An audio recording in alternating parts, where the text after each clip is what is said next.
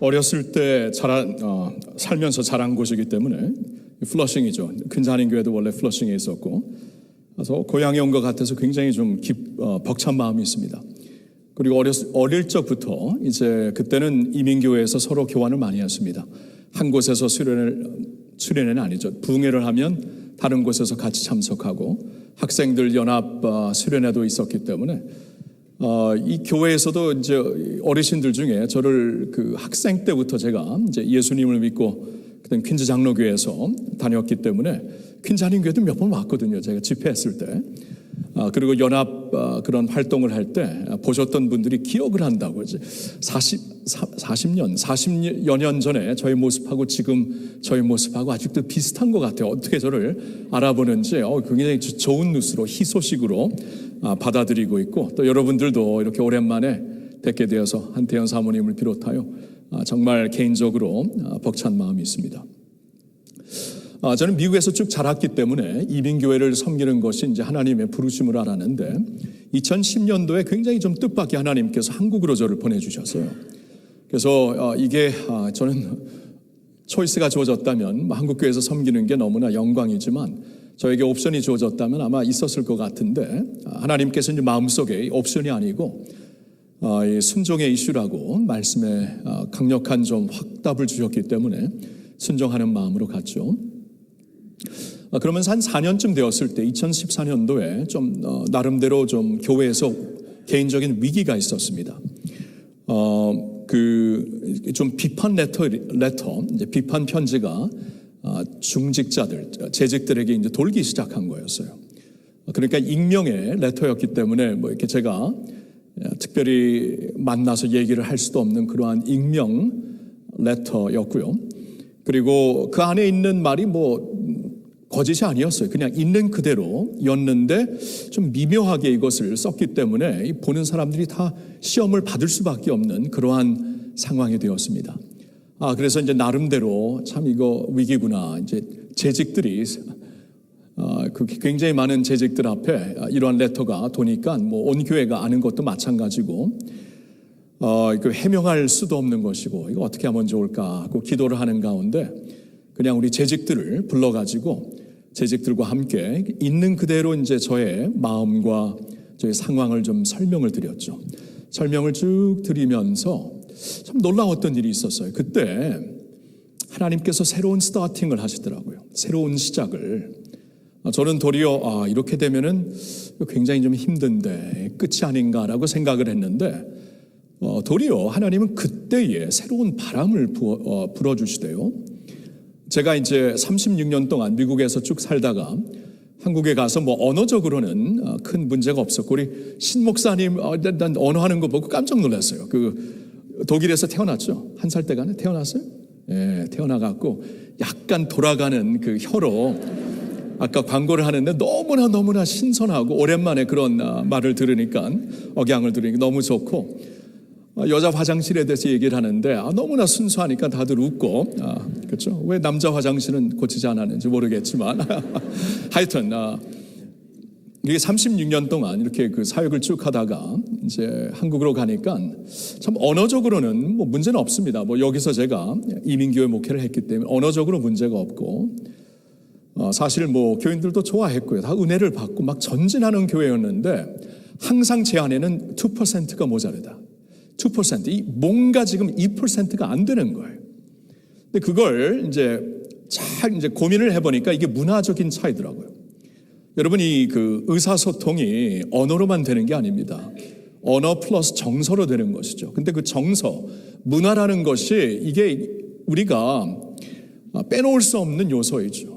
이 문화적인 차이가 있기 때문에 왠지 2%가 이게 클릭이 안 되는, 소통이 완전히 안 되는 그러한 상황을 느끼면서 굉장히 좀 나름대로 아쉬웠는데 그때 넘어가게 하시더라고요. 그때 성도들 앞에서 이제 있는 그대로를 다 말씀드리고 재직들이죠. 재직들이 이걸 박수로 받아주시고 기도하면서 부족함이 많죠. 문제가 있기 때문에 이제 그런 레터가 돌았겠지만 그때 확 넘게 하시면서 부족한 2%를 그냥 넘어서 오늘까지 이제 사역을 하게 해주시는 거예요. 너무나 감사하더라고요. 고1이 있고 한 5년째 되면서 드디어 이렇게 한국 그 정서, 한국인의 정서, 또 한국 교인들과 이렇게 완전히 마음과 마음이 만나는 그러한 그 축복을 허락하셨고요. 그래서 이제 정말 더 확실하게, 더 파워풀하게 하나님의 비전을 펼쳐나갈 수 있는 2014년, 15년, 그러니까 지금 7년이 지났네요. 총 12년이지만 제가 이 말씀을 왜 드리냐 하면 오늘 제가 여러분들과 이제 마지막으로 전하고 싶은 말씀이 끝이 아니라는 것이에요. 끝이 아닙니다. 이번에 이 집회 주제가 오직 성령으로 가능한 인생의 역전입니다. 오직 성령으로 가능한 인생의 역전. 그래서 첫날부터 나름대로 우리에게 이제 필요한 역전이 무엇인가? 하나님께서 주시는 반전이 좀 필요한데 영어로 말하면 turning the tide. 하나님께서 확 타이드를, 이 파도를 방향을 바꿔주셔야 되는데 역전을 허락해 주셔야 되는데 나름대로 이제 오늘날 이민 생활을 하시면서 여러분들에게 필요한 어떠한 역전, 인생의 역전이 무엇인가 생각하면서 준비한 말씀인데요. 오늘 그 2부 예배 때 이제 마지막으로 드릴 5번째 말씀은 끝이 아닙니다. 라는 이 제목이 되고요. 그러니까 이제 끝이라는 것은 소망이 없다. 이제는 절망만 남아있다. 이제는 완전히 실패로 돌아간 것이다 하는 바로 그때 하나님이 끝이 아니라고 말씀하시며 도리어 그 자리에서 새로운 스타트를 하시는 분이 우리 하나님이 되신다는 것이죠. 오늘 말씀은 바로 이면을 너무 명확하게 설명해 주는 하나님의 말씀입니다. 복음서의 마지막 장이죠. 마태, 마가, 누가, 요한복음의 마지막 장인 요한복음 21장에서 예수님은 여기서 이제 베드로와 독대하시는 그러한 장면을 우리에게 보여주십니다. 베드로를 불러가지고 베드로에게 이제 질문을 하시죠. 너가 나를 사랑하느냐 하면서 이제 베드로와 독대를 하시는 그러한 장면이 되는데 여러분 마태, 마가, 누가는 이 장면으로 끝나지 않습니다. 마태, 마가, 누가는 이제 예수님의 부활 사건과 함께 승천하시면서 우리에게 남겨주시는 지상명령으로 끝나죠. 굉장히 영광스러운 글로리어스한 그런 엔딩으로 우리에게 말씀을 해주시는데 성령께서 허락하신 복음서의 마지막 4번째 복음서 요한복음의 그것도 21장, 사실 요한복음서를 제가 한 3년에 거쳐서 강해 설교를 한 적이 있는데 요한복음의 메시지는 20장에서 끝난 겁니다. 20장에서 이제 왜 이 복음서를 적게 되었는가? 요한의 그 마음을 우리에게 말씀해 주면서 사실 요한복음에 기록하고자 하는 모든 내용이 다 끝났는데 21장이 어떻게 보면은 에필로그 끝났지만 한 장 더 해주는 마지막에 한 장 더 해주시는 에필로그로 우리에게 21장을 허락하시는 거예요. 그러니까 복음서의 에필로그를 통해서 하나님께서 주시는 말씀이 바로 이 예수님과 베드로의 독대하는 장면인데 이 독대하는 장면을 통해서 예수님이 베드로라는 사람을 새롭게 회복하시면서 끝이 아니라는 메시지를 주시고 있는 것이구나. 굉장히 좀 강력하게 마음속에 오더라고요. 여러분 베드로는 이 사건이 있기 얼마 전에 왕창 무너진 사람이었습니다. 여러분 베드로가 누굽니까? 12제자 중에 으뜸 가는 자였어요. 형님이 그냥 큰 형님이었어요. 예수님을 가장 앞에서 열정적으로 따르던 자였죠. 주님께서 이제 마지막 죽음을 앞두고 어떻게 될 것을 말씀하실 때 베드로만큼은 절대 그런 일이 없다. 나는 죽는 한이 있더라도 예수님을 배반하지 않는다. 주님과 함께하리라. 이렇게 자신만만하게 외쳤던 베드로가 결정적인 순간에 예수님을 3번 부인합니다. 결정적인 순간에. 복음서를 보면은 저주하면서 부인합니다. 대단한 그 실패죠. 주님 앞에 보일 수가 없는 배신을 베드로가 보이게 되는 것입니다. 여러분 베드로의 마음 상태가 어땠을까요? 이미 이제 그 사건이 지난 후에 예수님께서 부활하신 예수님도 만났고요. 복음서를 보면 그리고 부활하신 예수님을 만나 성령도 받게 되었습니다. 성령을 받으라 하면서 예수님께서 성령을 제자들에게 주시는 그러한 내용이 있잖아요. 그 베드로는 부활하신 예수님을 보았고 성령도 체험을 했고 근데 지금 이 말씀에 보니까 지금 고기 잡고 있어요. 물고기 잡으러 가 있어요. 피싱하고 있습니다. 여러분, 원래 베드로였다면 부활하신 예수님을 만나고 예수님이 이제 부어주시는 성령을 받고 그랬으면 발벗고 뛰어나갈 자가 베드로가 아닙니까? 근데 여기 보면은 부활하신 예수님 만났고 성령도 체험했는데도 물고기 잡으러 가고 있어요. 뭔가 조금 픽처리 이상하지 않습니까? 뭔가 좀 이상해요. 여러분, 이것은 베드로의 마음 상태를 있는 그대로 보여주는 그러한 장면입니다. 베드로에겐 지금 면목이 없었어요. 부활하신 예수님 너무나 기쁘고 즐겁고 이게 역시 우리 주님이구나. 성령을 받아 이 성령으로 이제 새롭게 되는 새로운 하나님의 능력을 체험하게 되면서도 면목이 없는 거예요. 면목이. 예수님 함께 면목이 없고 다른 제자들 앞에 무슨 체면이 있습니까? 제자들 앞에서 그냥 큰 소리 쳤던 자가 결정적인 순간에 예수님을 저주하면서 부인을 3번이나 했는데요. 여러분, 베드로에게는 아마 이런 마음이 있었을 거예요. 난 주님을 사랑하고 끝까지 주님을 믿지만 주님을 제자로서 사도로서 따르는 것은 이제 끝났다. 이렇게 분명히 보았을 것 같아요. 그렇죠? 안 그러면 왜 이랬을까요? 나는 끝났다. 그 사역을 위한 나의 삶은 끝났다. 무슨 면목으로 주님을 보고 무슨 체면으로 하나님 앞에 서서 이런 일을 할 수 있을까? 이게 분명히 베드로의 마음 상태였을 것입니다. 우리 자신에게 눈을 돌려봅니다. 여러분, 혹시 베드로처럼 실패한 모습이 있습니까? 실패한 후에 나에게는 더 이상 꿈이 없다고 생각하시고 있습니까? 더 이상 나는 주님 앞에 자격이 없다고 스스로 무너져 있는 분들이 있습니까?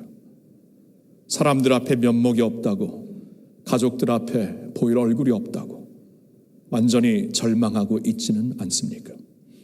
자, 그런 분들, 그런 모든 주의 백성들을 향해 오늘 주님이 주시는 말씀이에요. 자, 하나님의 말씀을 들으셔야 돼요. 하나님의 말씀을. 자, 오늘 본문을 통해 그러나 하나님은, 이제 이게 중요하죠. 복음은 but God이에요. but God. 영어로 하면 but God. 성경을 보면 그게 굉장히 많습니다. but God. 허물과 죄로 죽었던 우리 but God. 하나님 앞에 완전히 무너진 우리들 but God. 마음이 강팍해지고 더 이상 하나님 앞에 사용받을 수 없는 백성 but God. 이 but God이에요. 복음을 보니까. 그러나 하나님은 뭐라고 말씀하시는가? But God. 뭐라고 말씀을 하시는가? 이걸 좀 두 가지 먼저 듣고 결론으로 말씀을 몇 가지 더 드리겠습니다. 그러나 하나님은 But God. What does God say? 끝이 아니라고 하십니다. 그렇죠? 그러나 하나님은 But God says it is not the end. 끝이 아니라고 하십니다. 여러분, 이걸 들으셔야 돼요. 여러분 상태가 어떠하든지 끝이 아니라고 말씀하시는 주님의 음성을 들으셔야 돼요. 그러니까 우리는 있잖아요. 이 세상에서 여러 소리를 듣습니다. 여러 소리를. 이 하루를 지나면서 이 듣는 소리가 얼마나 많아요. 잡음이 얼마나 많아요. 뉴스거리가 얼마나 많습니까? 근데 그 가운데서 하나님의 음성을 들어야 돼요. 사무엘이 그랬죠. 어린 사무엘이 이제 하나님, 영혼의 안테나가 하나님께 가 있습니다. 그래서 하나님의 음성을 들어요. 그 대제사장 엘리도 못 들었던 하나님의 음성을 듣잖아요. 이 사무엘이 아주 독특한 영성을 갖고 있었습니다. 하나님의 음성을 들으면서 respond, 반응을 합니다. 그러니까 우리가 이제 하나님의 음성을 들어야 되는데 우리의 상황이 나는 끝났다, 나는 실패자다, 나는 면목이 없다, 나는 체면이 없다, 나에게는 절망뿐이다. 그런데 하나님은 but God. 근데 하나님은 뭐라고 말씀하시는가? 이걸 들어야 돼요. But God. 끝이 아니라고 하시는 거예요. 세상이 내리는 결론과 하나님이 내리시는 결론이 다릅니다. 세상이 가리켜 보여주고 있는 현실과 하나님이 가리켜 보이시고 있는 현실이 다른 것이에요. 그러니까 우리는 세상의 결론을 듣고 반응할 것인가? 하나님의 말씀을 듣고 반응할 것인가? 이것을, 이 말씀 앞에 선다는 것은 항상 이러한 상태를 우리에게 요구하는 것입니다. 누구의 말을 듣고 누구의 결론을 듣고 내가 반응할 것인가? 하나님의 말씀을 듣고 반응하시기를 바랍니다. 하나님의 음성을 들으셔야 돼요. 그렇죠? 여러분, 베드로의 경우 예수님은 베드로가 이미 주님을 부인할 줄 아셨어요. 모르신 게 아닙니다. 너는 닭이 울기 전에 3번 나를 부인할 것이다 라고 주님은 이미 베드로를 만나서 말씀을 하셨어요. 아셨습니다. 말씀을 잠시 보겠는데 누가복음 22장 31절 32절 한번 같이 읽어볼까요? 다 같이. 시몬아 시몬아 보라 사탄이 너희를 밀가부르 하려고 요구하였으나 그러나 내가 너를 위하여 내 믿음이 떨어지지 않기를 기도하였노니 너는 돌이킨 후에 내 형제를 굳게 하라. 자, 이게 이제 예수님이 십자가에 죽기 전에 주신 말씀이죠. 사탄이 분명히 밀가부르듯이 너를 칠 것이다. 너희들을 칠 것이다. 근데 주님은 특별히 근데 내가 너를 위하여 기도한다. 베드로야, 너를 위하여 기도한다. 내 믿음이 떨어지지 않기를. 이렇게 실패할 줄 아셨어요. 배신할 줄 아셨어요. 그래서 주님께서 내가 너를 위하여 내 믿음이 떨어지지 않기를, 실패한 후에, 망가진 후에, 부서진 후에 내 믿음이 떨어지지 않기를. 믿음이 떨어지면 다 떨어지는, 모든 것이 망하는 것이기 때문에 내 믿음이 떨어지지 않기를 내가 기도한다. 내가 기도한다. 너를 위해 오늘도 기도하세요. 로마서 8장 34절에 보니까 죽으실 뿐 아니라 다시 사실 있는 그리스도 예수시니 그는 하나님 우편에 계신 자요 우리를 위하여 간구하시는 자시니라. 오늘도 우리를 위하여 기도하고 계세요. 주님께서 기도하고 계세요. 그러니까 넘어졌지만 믿음을 잃지 않도록 기도하시고 반드시 너가 돌아서게 될 것이다. 너가 다시 회복될 것이다. 끝이 아니다. 돌이킨 후에 내 형제를 굳게 하라. 돌이킨 후에 이 사명을 너에게 주리라 하고 주님께서 말씀을 하시는 거예요. 여러분 아시겠죠? 주님이 우리의 부족함을 모르시는 게 아니에요. 우리의 사랑도 아시고 우리의 헌신도 아시고 그러나 우리의 부족함과 우리의 결핍도 다 아십니다. 우리가 왕창 넘어졌을 때, 주님 앞에 면목이 없을 때 예수님이 너 왜 그랬니? 너 진짜 실망이 이러지 않는다는 거예요. 아십니다. 아십니다. He is not surprised by your failures. Not surprised. 아세요. 아세요. 그래서 기도하고 계세요. 오늘도 하나님 우편에서 우리를 위하여 간구하고 계세요. 넘어질지라도 다시 일어날 수 있도록 믿음이 떨어지지 않기를 기도하고 있으시고 반드시 내가 너를 돌이켜서 세울 테니 그 후에 내 형제를 굳게 하라. 여러분 여기 보면은요, 내 형제를 굳게 하라. 그러니까 예수님은 베드로가 있잖아요. 그냥 그 무너진 자리에서 그냥 일어서는 것만을 위해 기도하는 게 아니라 그 후에 새로운 스타팅을 할 수 있도록, 새로운 일을 할 수 있도록 주님께서 기도하시면서 준비하시는 거예요. 우리의 페일리어를 통해서 새로운 일을 하실 수 있도록 우리를 위해 기도하시고 준비하신다는 겁니다.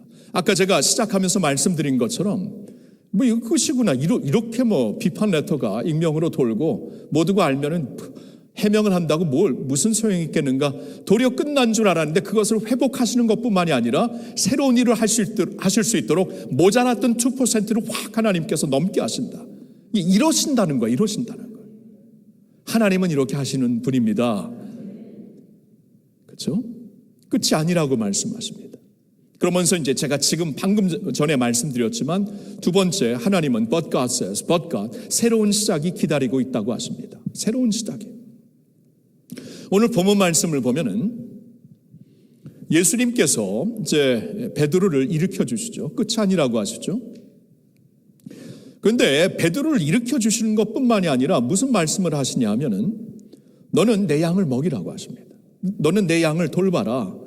내 양을 치라라고 말씀을 하시는 거예요.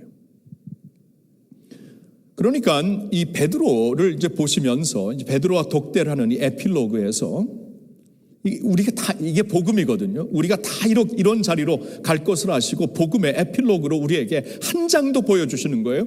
반드시 이런 상황이 있을 텐데 주님께서 너를 붙잡아 일으켜 주실 것이고 그 다음에 새로운 스타팅을, 내 양을 먹이라, 내 양을 치라.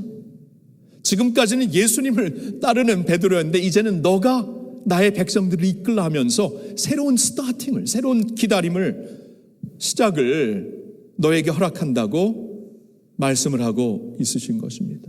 내 양을 치라. 그러니까 주님께 가장 귀한 것은 자신의 양이죠. 왜냐하면 핏값으로 사셨기 때문에, 자신의 핏값으로 사셨기 때문에 자신의 양들보다 귀한 것이 예수님께 있겠습니까? 그 양들을 맡겨주시는 거예요. 그러면서 베드로가 나중에 어떻게 죽을 것을 미리 예언을 하시죠. 너는 그때 이렇게 주님을 위해 어떠한 순교로 하나님께 영광을 돌릴 것인가. 여러분, 얼마 전에 베드로는 예수님 때문에 잡히는 것이 두려워갖고 예수님을 3번이나 부인한 사람이었는데, 예수님은 그 베드로를 회복하시어서 이제는 앞으로 주님을 위하여 이렇게 순교당할 자로 주님께서 이미 아시고 선포하시고, 베드로가 그렇게 쿠오바디스 영화 옛날에 보신 분들 십자가에 거꾸로 매달려 죽잖아요. 그렇죠? 베드로에게 새로운 시작이 기다리고 있는 것입니다. 단순한 회복이 아니라 그의 인생의 역전을 주님께서 보신 거예요. 인생의 역전을.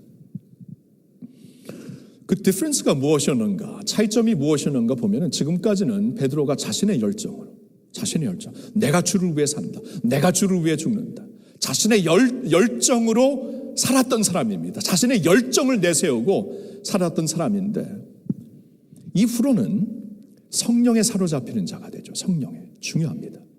왜냐하면 이 요한복음 21장이 끝나면서 바로 연결되는 것이 사도행전 1장, 사도행전 2장이잖아요. 초대교회에 이제 예수님께서, 아버지께서 준비하신 성령, 예수님께서 말씀하신 그 아버지의 새로운 시대가 열리는데, 성령의 시대가 열리면서 성령의 시대와 함께 제자들이 다 성령에 사로잡힌 자들이 되지만, 그 중에 베드로가 으뜸이 되어서 그 오순절 다락방에 그 체험을 한 후에 나가서 사람들 앞에서 지금 일어난 일이 무엇인가를 그들 앞에서 담대하게 외친 자가 베드로였잖아요. 베드로가 이제 지금까지는 자신의 열정으로 주님을 따랐지만, 이제 주님의 회복을 받고 끝이 아니에요. 주님께서 허락하신 새로운 시작을 맞이하는 사람이 되었을 땐 성령의 사람이 되는 것이죠.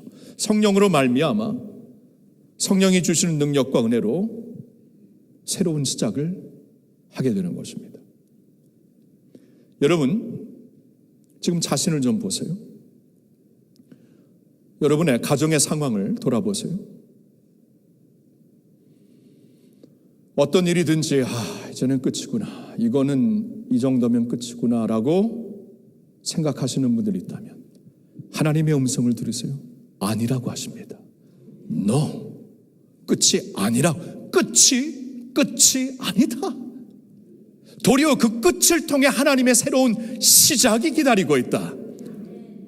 그러니까 베드로는 인생의, 그러니까 성령을 예수님께로부터 받았지만 아직도 그 성령의 역전을 체험한 사람이 아니었어요.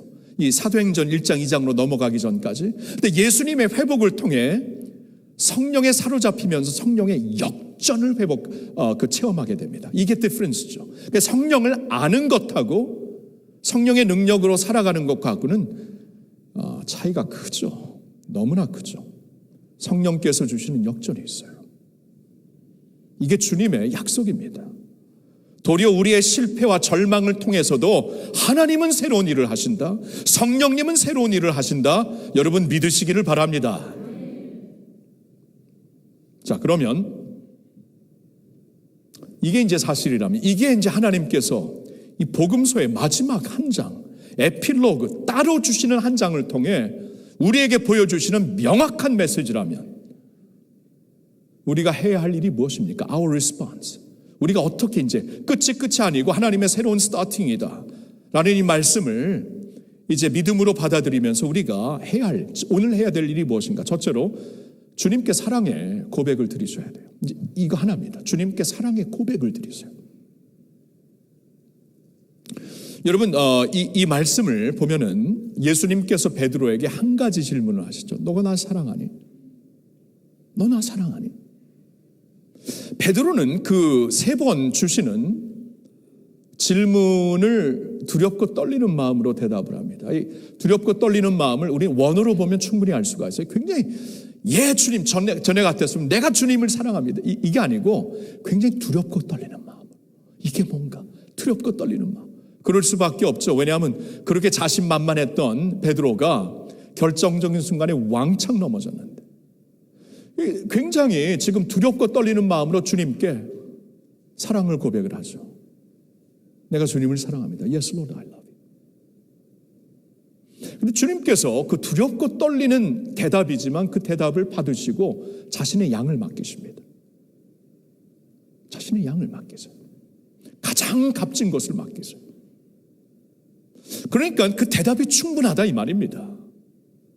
베드로는 두려워가지고 내가 또 무너질까 봐, 내가 모르잖아요. 이제 아무리 확실한 대답을 드려도 이 결정적인 순간에 또 어떻게 넘어질까 전혀 모르는 베드로였는데, 두렵고 떨리는 주님이 아십니다. 나중에는 주님 내 마음 아시죠? 주님, 내가 주님 사랑합니다.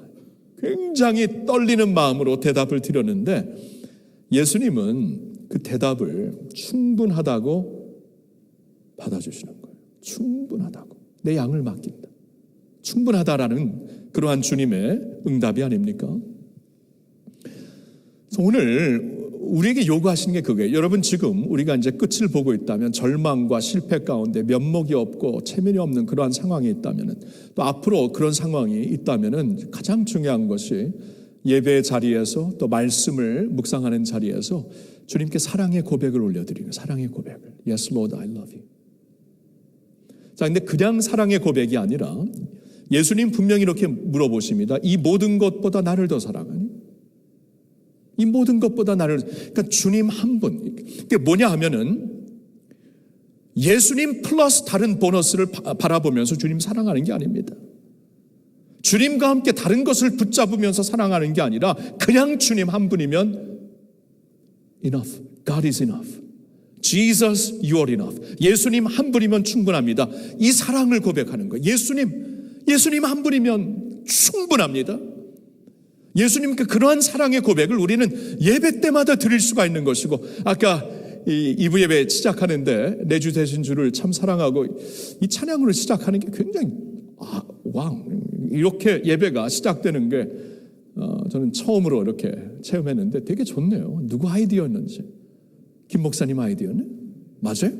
아니에요? 모르겠는데 지휘자님 아이디어네? It's beautiful. 주님께 이제 사랑의 고백을 드리면서 내 주 되신 주를 참 사랑하고 예배를 드릴 때마다 우리가 이제 그 사랑의 고백을 드릴 수가 있는 거예요. 그리고 예수님 플러스 다른 게 아니라 예수님 한 분 바라보면서 You are the one I love. 그리고 Jesus, you're enough. 이렇게 내가 주님 한 분을 딱 잡는 거죠. C.T. 스터드라는 분이 이제 19세기에 이제 차이나 인랜드 미션을 이제 여신 분이죠. 18세기인가? 19세기에 차이나 인랜드 미션을 여셨던 그 아주 선교 계통에서는 굉장히 좀 영웅과 같은 분인데, C.T. 스터드가 남긴 말 중에 이런 말이 있죠. If Christ be God and He died for me, if Christ be God and He died for me, then no sacrifice I make for Him can be deemed a sacrifice. If Christ be God and He died, 그리스도가 하나님이신데 나를 왜 죽으셨다면, 그렇죠? 그리스도가 하나님이신데 나를 왜 죽으셨다면, 여러분은 왜 죽을 사람 과연 어디 있어요? 부모님 말고 있겠습니까? 근데 부모님도 안 그런 경우가 더 많아요. If Christ be God and He died for me, 그리스도가 하나님이신데 나를 왜 죽으셨다면, He died for me. 내가 그분을 위해 희생하는 것을 어떻게 희생이라고 말할 수 있겠냐? If Christ be God and He died for me, then no sacrifice of mine can be deemed a sacrifice. 이게 무슨 희생이야? 내가 주님을 위해 사는 게 특권이지. 그리스도가 하나님이신데 나를 왜 죽으셨어요?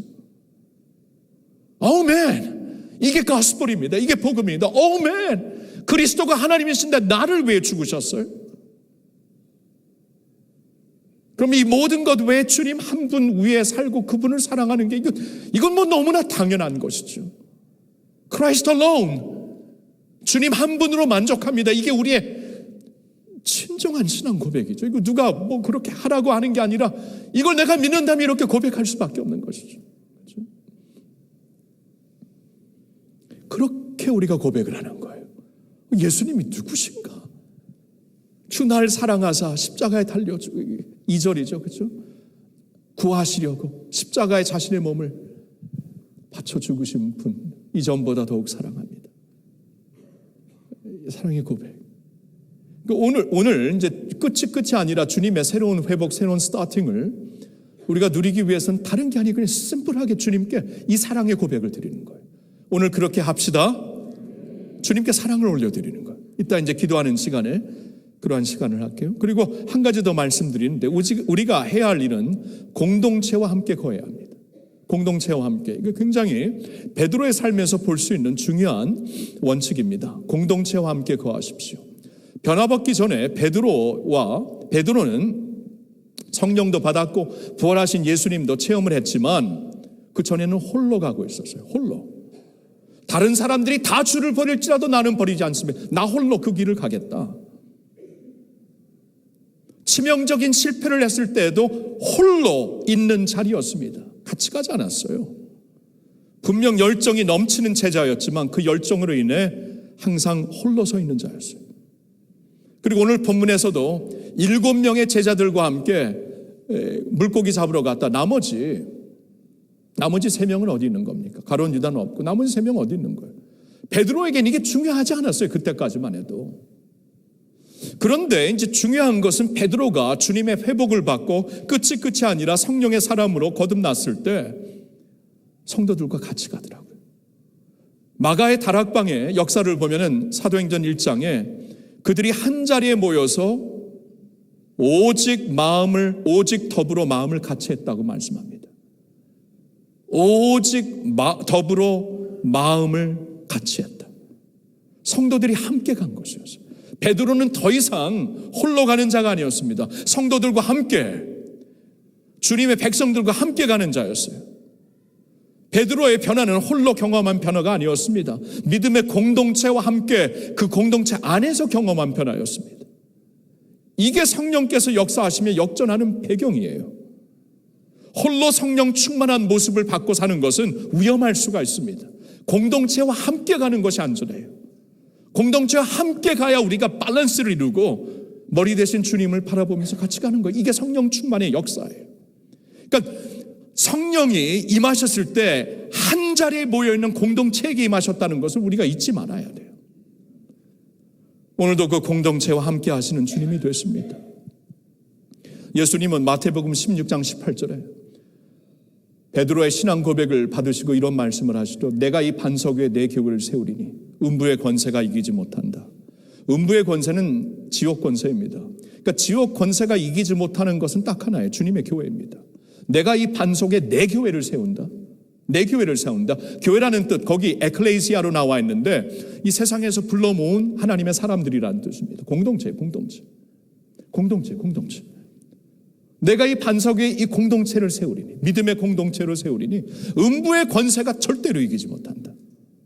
그러니까 예수님께서 약속하신 음부의 권세를 이길 수 있는 그 능력은 공동체에게 주신 약속이에요. 공동체에게. 이 팬데믹을 지나면서 세계 교회가 다 그런 것 같아요. 한국 교회도 그렇고 미국 교회, 이민 교회 다 그런 것 같은데 이게 어떻게 보면 이 공동체성이 약해지고 있습니다. 이걸 빨리 우리가 극복을 해야 돼요. 그냥 온라인으로 예배를 드리면서 훨씬 더 편하고, 물론 온라인으로 그 하나님이 계신 그곳에서 예배하는 거 이거 뭐 나쁜 거 아닙니다. 그 필요하죠. 감옥에 gat혔으면 성도들을 보면 감옥에서 주님께 예배드리고, 주님이 안 계신 곳이 없어요. 맞습니다. 그런데 그건 특별한 환경에서 그렇게 이루어지는 것이고, 보통 환경에서는 같이 모이는 거죠. 같이 모여서 공동체로 오로지 더불어 마음을 같이하여 성령을 기다리고 기도했던 가운데 성령이 임하신 것이었죠. 내가 이 반석 위에 내 교회 에클레시아를 세울 테니 음부의 권세가 이기지 못한데, 이걸 반드시 우리가 회복을 해야 돼요. 왜냐하면 여기에 역전의 역사가 있기 때문입니다. 끝이 아니다. 여러분, 이거를 공동체에서 체험을 하셔야 돼요. 여러분, 그 순모임이 참 이게 잘 된다는 말씀을 듣고 얼마나 감사한지, 감격스러운지. 바쁘고 힘든 이민 생활에 순모임까지 한다는 거 쉽지 않습니다. 근데 그렇게 열정적으로 해주신다는 마음을 듣고 이제 순모임이 그거죠. 이제 공동체로 모여서 예배를 드리고 스몰 그룹으로 모여서 서로를 격려하며 축복하고 오직 주님이 오시는 그날이 가까움을 볼수록 모이기에 더욱 힘쓰라. 사랑과 선행을 격려하라. 이게 하나님의 명령인데 그걸 하는 가운데 우리가 이제 끝이 아님을 이 공동체와 함께 공동체 안에서 우리가 체험을 하게 되는 것입니다. 사랑하는 성도 여러분, 주님께서 이 자리에 괜찮은 교회라는 참 예수님께서 자신의 핏값으로 사신 공동체를 허락하셨어요. 그리고 지금 언제 몇 년도에 시작했죠? 교회가? 69년. 와, 60년대 시작하셨구나. 오케이, how about that? 69년도에 그 플러싱 my hometown, 루스벨트 애비뉴, and 거기에 뭐 유니언 스트리트, 그죠? 거기에 바운드. 잘난 척하다가 바운드 스트리트, that's right. 그 더치 교회, 그렇죠? 그 더치 교회 목사님도 제가 본 적도 있고 그랬는데 화란 교회. 그래서 화란 부인이 있는 목사님을 불렀구나. 몰랐네. 지금 알았네. 원래 화란 교회였어요. 그렇죠? 바운드 스트리트. 맞아요. 69년도에 그렇게 하나님께서 교회를 당신의 핏값으로 사시고 그동안 얼마나 우여곡절 많았습니까? 근데 모든 우여곡절 가운데 주님께서 지켜주셨고, 그렇죠? 주님의 공동체로 불러주셔서 세워주셨어요. 그리고 앞으로도 이제 주님 오시는 날까지 공동체를 통해서 이제 하나님께서 여러분들을 뭐 다른 곳으로 이렇게 이사 가게 하시면 모르겠지만, 그렇죠? 뭐 이 교회가 뭐 이단으로 빠지지 않는 이상, 주님이 허락하신 공동체에 내가 몸이 되었다는 것은 몸에 붙어 있는 것이죠. 그 몸을 살리시는 거예요, 몸을. 그러니까 내가 몸이 살기 위해서는 전체의 그 에너지를 공급하시면서 사는 거예요. 몸 하나가 딱 띄어져 갖고 사는 것은 그건 암입니다. 전체가 건강해야 돼, 전체가 같이. 전체가 잘하면서 나도 잘하는 거예요, 그렇죠? 에베소서 4장을 보니까 서로 연결되어 연락하면서 그리스도 안에서 사랑으로 스스로 세워져 나간다. 이게 있잖아요, 같이 세워져 나가는 거예요, 같이. 그러니까 하나님은 끝이 아니라고 하세요. 새로운 시작이 기다리고 있다고 하세요. 그럼 이제 중요한 것은 우리는 주님 앞에 항상 예배 때마다 사랑을 고백하며 다른 거 할 필요, 주님을 사랑합니다. 한 분이면 됩니다. If Christ be God and He died for me, 나를 위해 죽으신 예수를 온 마음 다해 사랑하며 사랑을 고백하시고 그리고 공동체와 함께 거하시면서 모든 폭풍 가운데 through thick and thin, 영어로는 그렇죠? 모든 상황 가운데서 공동체와 함께 같이 가시면서 성령이 부어주시는 능력을 받아 여러분 인생에 오직 성령으로 가능한 인생의 역전을 체험하시기를, 오늘도 그 역전을 체험하시기를 예수님의 이름으로 축원합니다. 아멘.